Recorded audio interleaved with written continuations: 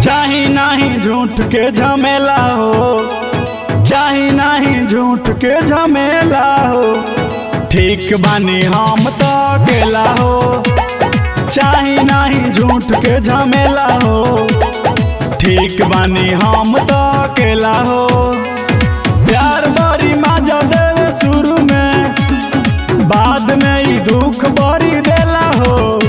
कि चाही नहीं झूठ के झमेला हो, ठीक बानी हम तो अकेला हो। कि चाही नहीं झूठ के झमेला हो, ठीक बानी हम तो अकेला हो।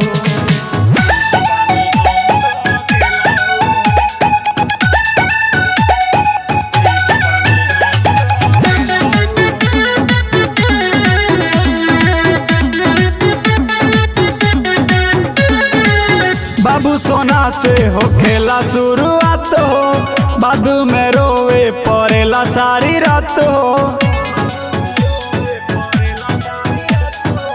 बाबू सोना से हो खेला शुरुआत हो, बाद में रोवे पड़ेला सारी रात हो।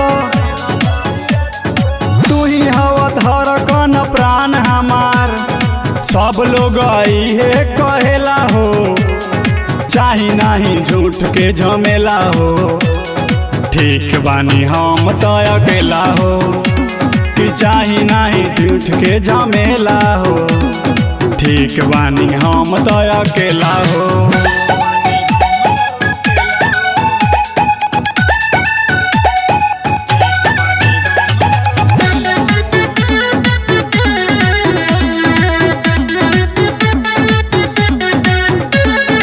समझ के नहीं खे प्यार के कहानी, शेर के जैसन लाइफ जियतानी।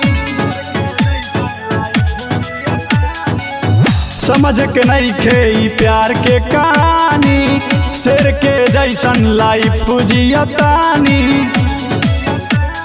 नहीं खे घूमे के हमरा आगे पीछे, ठीक बानी हम तो अकेला हो।